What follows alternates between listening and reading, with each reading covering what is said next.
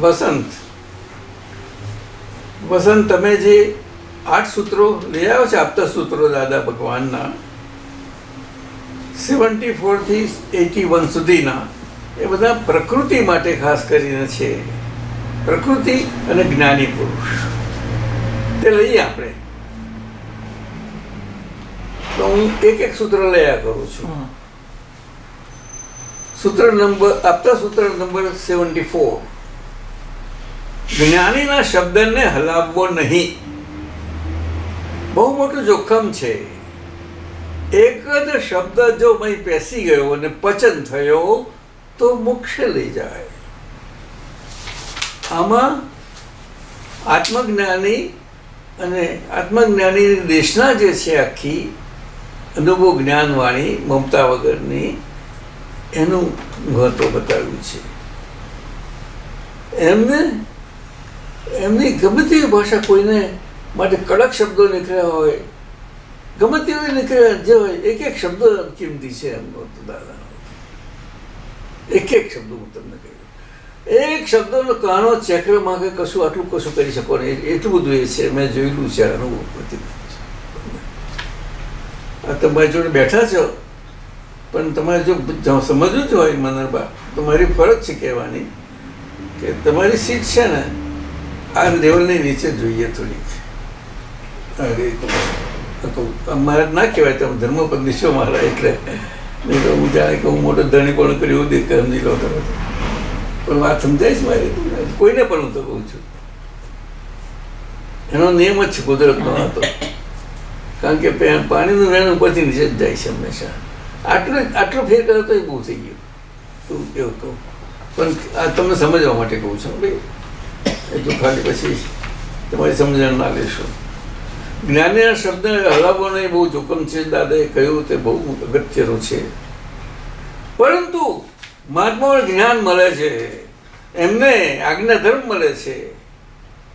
એમાં એ વ્યવહાર દ્રષ્ટિમાં આગળની વ્યવહારને ભિન્નતા પ્રકારે જોવાની જે કટેઓ પડી ગયેલી આદતો એ એકદમ નથી જતી. એટલા માટે વ્યવહાર દ્રષ્ટિ આજ્ઞા એ બહુવચન છે, નો ડાઉટ.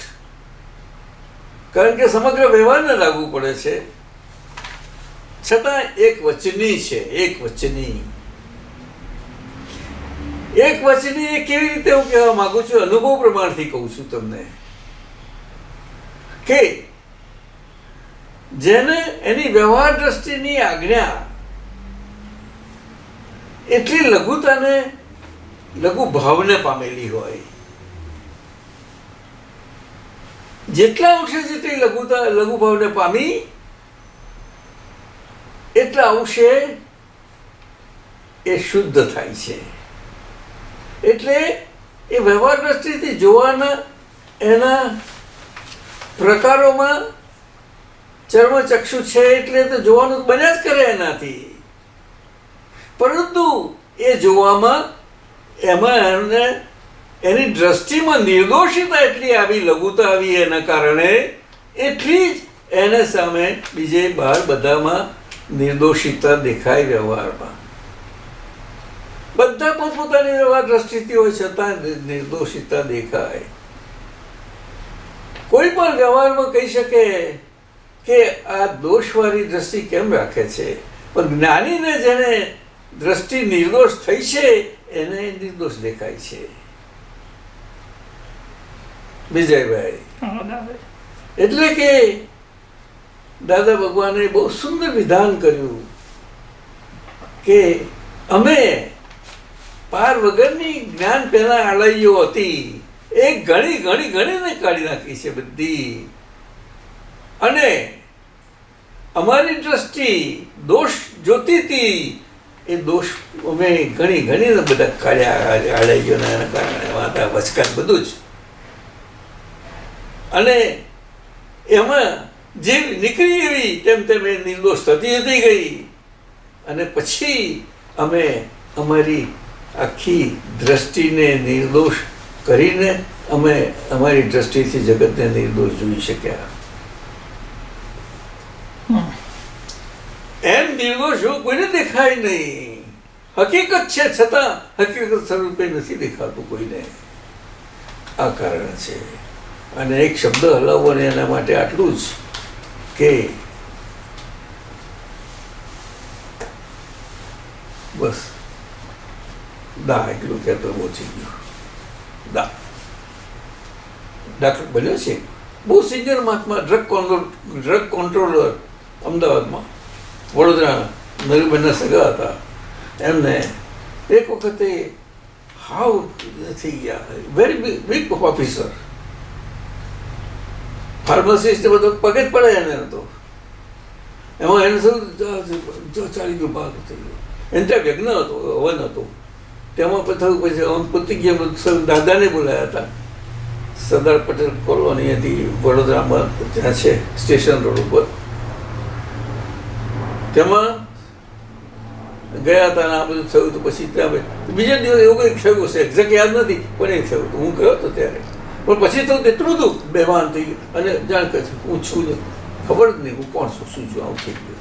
અને તરત જ એમને ઇમિજિએટલી ત્યાં થોડું બેભાન જેવું થયું, લોકોને સ્ટ્રોક લાગ્યો, પણ તરત હોસ્પિટલમાં લઈ ગયા હતા, સયાજી હોસ્પિટલમાં, અને ચાલ્યું કહું. અને લગભગ એક દિવસ રહ્યું આ તે. અને પછી દાદાને ખબર પડી, દાદા હોસ્પિટલમાં હું નહોતો કહી શક્યો તે વખતે, પણ દાદા ગયા હતા. તે એમને શું કંઈ નહીં, પરંતુ એને દાદા શબ્દ બહુ ફિટ થઈ ગયો હતો. દાદાનું જ્ઞાન એને એટલું સરસ મજાનું હતું. એ ભાઈને મનુભાઈ પટેલના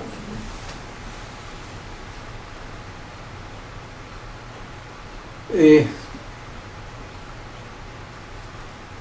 માસીના સગપણમાં, એટલે નીરુબેનનું થયું સગપણ આવી રીતે. એટલે એને થયું અને બધા બહુ ડૉક્ટર ઉપચાર કર્યા અને ખબર ના પડે કે કેમ કરીને થયું આટલું, આમ શું થયું એકદમ. એને કર્યું અને ભરમાં આવવા માટે ઇન્જેક્શન આપ્યા, બધું કર્યું ખરું. અને પછી ચાલો આવે રેસ્ટ લેવા દો. પછી થોડી વાર કર્યું અને પછી એકદમ બોલવાનું બંધ થઈ ગયું હતું. ઓ નીકળે જ નહીં એને, એટલું બધું ભાઈ ઓકળ વોકળને બધા પડી ગયું.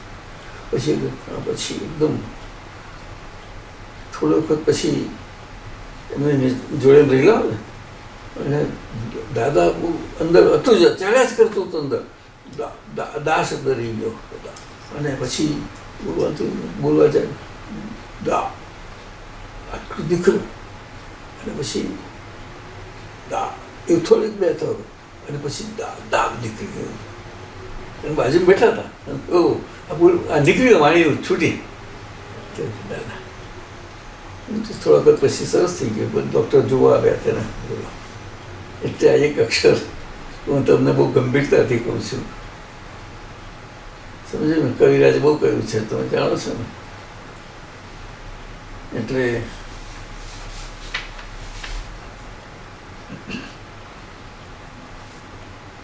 બહુ ગંભીર સૂત્ર છે. તો આપણે પ્રકૃતિ અને પ્રકૃતિના ગુણોમાં જે કેવો પડેલી છે ને અમે અટવાઈ ગયેલા છીએ ને, તેમાં ચિકાસનો ભાગ એટલી જ વાત કરું છું. પણ બધા સુધી નથી હોતો. મહાત્મા આમ જોયું આપણે બધામાં, અમને નથી, મેં જોયેલું છે. અમુક પ્રકારની રહેવાની છે. એ કેવી છે કે તો છેલ્લે સુધી રહ્યા જ કરે, પછી ચલી જાય બધી. એટલે આ એક પહેલું સૂત્ર. બીજું 75, અજ્ઞાન કાઢવા શું કરવું? તો કે જ્ઞાન મેળવવું. જ્ઞાન મેળવવા પુસ્તકો કે શાસ્ત્રોના સાધનો સેવામાં ને જ્ઞાની પુરુષ મળી જાય તો બીજા કંઈ સાધનની જરૂર જ નથી.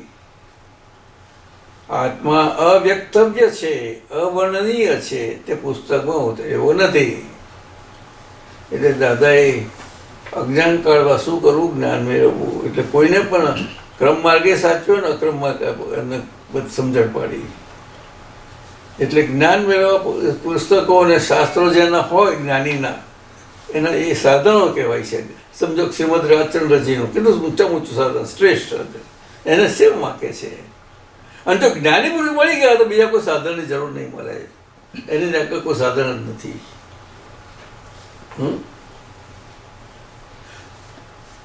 પોતે પોતાનું સ્વરૂપ, સાધ્ય સ્વરૂપ ઉઘાડું તમને મળી જાય, જીવતું તમને, અને શરીર મળ્યું, એમનું એ બધું મળ્યું, એ તો સાધન છે જ. સાધન સાધ્યને બહુ સમજવા જેવું છે. અને આત્મા અવ્યક્ત છે, અવર્ણનીય છે, એટલે શાસ્ત્રોમાં નથી સમજી શકતો. એ જ્ઞાનીના હૃદયમાં છે, પુસ્તકમાં ઉતરે એવો નથી. જ્ઞાનીના હૃદય, તમારે શ્રીમદનું બહુ સુંદર વિધાન છે કે જ્ઞાન જ્ઞાનીમાં કળો. શું કહે? જ્ઞાનીમાં કરો એટલે કે જ્ઞાનીના હૃદયમાં સ્થિત છે, એ બહાર નીકળી શકતું નથી. જ્ઞાનીનો પરિચય જેને થાય એને મળે એટલું એ નીકળ્યું, એ બરોબર છે. પરંતુ એમના હૃદયમાં જે છે એને કોણ પહોંચી શકે? પહોંચે તો કામ થઈ જાય, પહોંચે તો કામ થઈ જાય. સમજ્યો કે નહીં? બહુ સરસ છે. એ સૂત્ર નંબર 75. પછી 76, આત્મા પ્રાપ્ત થયો એની નિશાની શી? પોતાની પ્રકૃતિનો ફોટો પાડતા આવડ્યો તે. બહુ સુંદર સૂત્ર છે. હવે અહીંથી પ્રકૃતિનો આવશે. એટલે નિશાની તો હોવી જ છે ને આપણને, કોઈને. એટલે આપણને આપણી પ્રકૃતિ જોઈ શકીએ. જોઈ ખરું ને? સમજાતી જ નથી, બધાને સમજાય. અત્યારે તો લોકો બહુ પ્રગતિ કરી, ઘણી પ્રગતિ થઈ ગઈ મહાત્માઓને, આપણે બધાને થયેલી છે. એટલે પોતાની પ્રકૃતિનો ફોટો પાડતો આવડે. એટલે હું તમારો ફોટો પાડું જેવી રીતે આપણે પોતાનો, આવી રીતે આપણે જ આપણે પ્રકૃતિનો ફોટો પડે. નહીં સમજે? પ્રકૃતિને એની ટેવો જાત જાતની હોય, બધું હોય. પ્રકૃતિ કેવી રીતે છે, એમનું છે, એનો ફોટો અહીંયા આવી છે, આવી છે, આવી છે, આવી છે, ખબર પડે. એ ફોટો પાડે કહેવાય. સમજે? કારણ કે પેલું દર્શનમાં એ સમજાયું ને, એને દેખાયું ને, એ બધું ફોટો પડ્યો કહેવાય. અને શુદ્ધ ચિત્ત છે ને, દર્શન સમજેલું શુદ્ધ ચિત્ત. શુદ્ધ ચિત્તનું જે છે ને આખું, એ જ્યાં ત્યાં છે તો ક્લિક કર્યા જ કરે ને.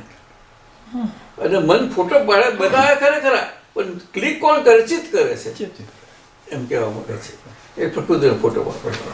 આ બહુ મોટી વસ્તુ છે, પ્રકૃતિનો ફોટો પાડો.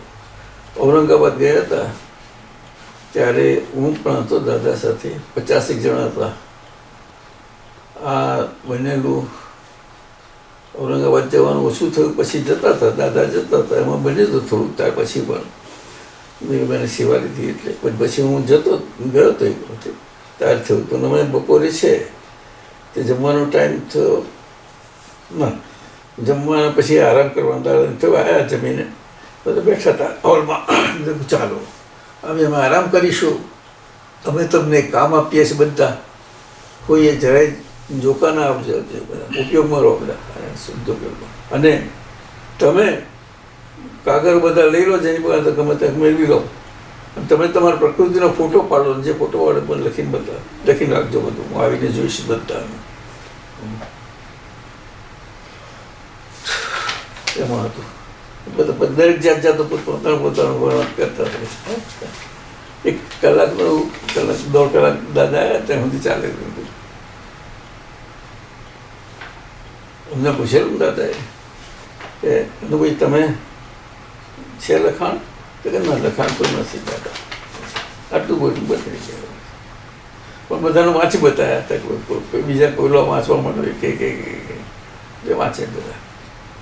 દાદા જુએ તો ખ્યાલ આવી ગયો ચાલો કોને શું છે, કેમનું શું પ્રકૃતિ, દરેક તો ખબર પડે કે આનું આ પ્રમાણે પ્રકૃતિ સમજાતી જાય. પછી સૂત્ર આપતા સૂત્ર નંબર 77. પુરુષ અને પ્રકૃતિ બે જુદી વસ્તુઓ છે. પુરુષ શુદ્ધાત્મા અને પ્રકૃતિ પૂદગલ છે. પ્રકૃતિ પૂરણ ગલન સ્વભાવની છે, પુરુષ જ્ઞાન સ્વભાવનો છે. એટલે આ તો મહાત્માઓ સમજી શકે એવા છે બધા છે. અને આપણે વેદ જ્ઞાનને એના વિજ્ઞાન ખુલ્લું થવા માટે જ્ઞાન પ્રયોગ થાય છે કે પ્રકૃતિનો એક પણ ગુણ મારામાંથી, મારો એક પણ ગુણ પ્રકૃતિમાં નથી. પ્રકૃતિ ગુણ બંને જુદા જ છીએ. આ રીતે જે થાય છે ને એ તો બાંધે ભારે થઈ જાય છે. પછી આપણે વિસ્તારથી ખબર પડી જાય છે આપણને બધું આખું. શું પુરુષને પ્રકૃતિ જુદા, શિવ અને શક્તિથી જુદા. શક્તિ પ્રકૃતિ એ શક્તિથી ચાલતી એક મશીનરી છે. શું કહ્યું? મશીનરી છે. શક્તિથી ચાલતી એટલે એને જીવ શક્તિ કહી. શું કહ્યું? જીવ શક્તિ. હા, પણ રૂપક તરીકે શક્તિ નાન્યતર જાતિનો શબ્દ છે એટલે નારીને લાગુ પડે છે. એટલે નારીને શક્તિના સ્થાને મૂકી છે અને એક્ઝેક્ટ છે, સાચી છે વાત છે, એક્ઝેક્ટ સાચી વાત. આજે આ કાળમાં સમજાવવું સહેલું નથી આપણને. આ દેવીના ફોટા જોઈએ છે બધા, સહેલું નથી એટલું. એ એમની વર્ધમાનની પ્રકૃતિને જ ઓળો કરી, બીજું કશું નથી કર્યું. જોયા જ કરી, ઓળખી જોયા કરી, જોયા જ કરી એને. અને જેમ જેમ જોતા જોતા જોતા જોવાતી ગઈ બધી, તો બધું બધા અનુભવમાં કેટલા બધા અનુભવ આવી ગયા એમને. એના જેવું છે. આપણને એટલું બધું છે નહીં એટલે આપણે તો આરામથી બધી રીતે બહુ એટલે આનો બહુ સરસ ઉપયોગ કરી લેવો જોઈએ એમ. આટલું સુંદર બધા સંજોગો ને બધું બનતું નહીં. આ તો શક્ય જ નથી, કોઈ કાળમાં શક્ય નથી બનતું. આટલી સહેલાઈપણામાં અઘરામાં અઘરું અને ગંભીરમાં ગંભીર રહસ્યમાં રહસ્ય તમને આપણને મળેલું છે. પ્રકૃતિ અને પુરુષના વિભાજનનું અને આપણા સ્વાદમાં આવે છે તે. આગળ આપતા સૂત્ર નંબર 79. પ્રકૃતિને નિહાળે તે પુરુષ, પ્રકૃતિને નિહાળી રહ્યો તે પરમાત્મા. એટલે પુરુષ ને પ્રકૃતિ બે નોખા છે આ રીતે કે પુરુષ એના સ્વભાવથી એ પોતાની પ્રકૃતિને જ નિહાળ્યા કરે છે, બસ બીજું કશું કરતો નથી. એટલે જેટલી પોતાની પ્રકૃતિ નિહાળી શકે એટલું એને એની પ્રકૃતિનું સમજણ પડે, અને એની પ્રકૃતિની સમજણ પડે પછી વ્યવહારમાં બીજા જોડે પ્રકૃતિ સ્વરૂપ બીજા જોડે હોય એને બીજા જોડે બહારના વ્યવહારને એને એની પ્રકૃતિ પણ સમજાય. પ્રકૃતિ એનો સ્વભાવ સમજાતો જતો જાય એટલે પછી એ સ્વભાવ સમજ્યા પછી આપણે પ્રકૃતિ જોડે ડીલિંગ કરવાનું થાય. નાની એ પણ ત્યારે એને એ થાય તે પ્રમાણે એને ડીલિંગ કરે. એને ઓળખાણ તો પડ્યું ને એને ના નથી પડ્યું એટલે તો આ બધું બધું થાય છે આપણને. એવું એ કહેવા માંગે છે. પ્રકૃતિને નિહાળે તે પુરુષ. પછી સૂત્ર નંબર 80. પ્રકૃતિમય થયો એટલે પરવશ થયો, પ્રકૃતિના અંતરાય તૂટ્યા એટલે પુરુષ થયો. પ્રકૃતિમય થયો એટલે પરવશ થયો એટલે આપણને પરવશ થઈએ નહીં પણ આપણને લાગે એવું કે આપણે કંઈક જલાઈ ગયા એમ. એટલે તે વખતે પ્રકૃતિનો ફોર્સ આપણા પર વધારે હોય, પ્રકૃતિનું જોર થોડું વધારે હોય એટલે આપણે એ વર્ત્યા કરે, વર્તનામાં હોય આપણને અરે આ શું આપણે સિદ્ધાર્થમાં છીએ તો આ બધું કેમ આવે એવું થાય. અને પ્રકૃતિ અંતર તૂટ્યા એ અંતરાય તૂટી ગયો ને એટલે પુરુષ થઈ ગયો. કારણ કે જો અંતરાવ રહે ત્યાં સુધી પુરુષ ના થાય એટલે પુરુષનો સ્વાદ ના આવે, પુરુષ સ્વભાવનો સ્વાદ ના આવે. હા, અને છેલ્લું સૂત્ર 81. જે પ્રાકૃત ભાગથી મુક્ત છે એવું જેને જ્ઞાન છે તે જ્ઞાની. એટલે આત્મજ્ઞાનીનું અનુભવનું ઓળખાણ આપ્યું છે આમાં. એટલે હું તો મુક્ત જ છું એવું મને જ્ઞાન છે. આપણે બધા રહે જ છે ને, ઘણા અંશે રહે છે બધું. શું અમને બહુ ઘણા વધારે પડતા અંશોમાં હોય બધા, એટલું જ પેટ છે, બીજું કશું છે નહીં. એટલે પ્રકૃતિ પુરુષનું બહુ સુંદર છે એવું આટલું આપ્યું. ચાલો જાઓ થઈ ગયું. નિમેશ એ એમની વર્ધમાનની પ્રકૃતિને જ ઓળો કરી, બીજું કશું નથી કર્યું. જોયા જ કરી, ઓળખી જોયા કરી, જોયા જ કરી એને. અને જેમ જેમ જોતા જોતા જોતા જોવાતી ગઈ બધી, તો બધું બધા અનુભવમાં કેટલા બધા અનુભવ આવી ગયા એમને. એના જેવું છે. આપણને એટલું બધું છે નહીં એટલે આપણે તો આરામથી બધી રીતે બહુ એટલે આનો બહુ સરસ ઉપયોગ કરી લેવો જોઈએ એમ. આટલું સુંદર બધા સંજોગો ને બધું બનતું નહીં. આ તો શક્ય જ નથી, કોઈ કાળમાં શક્ય નથી બનતું.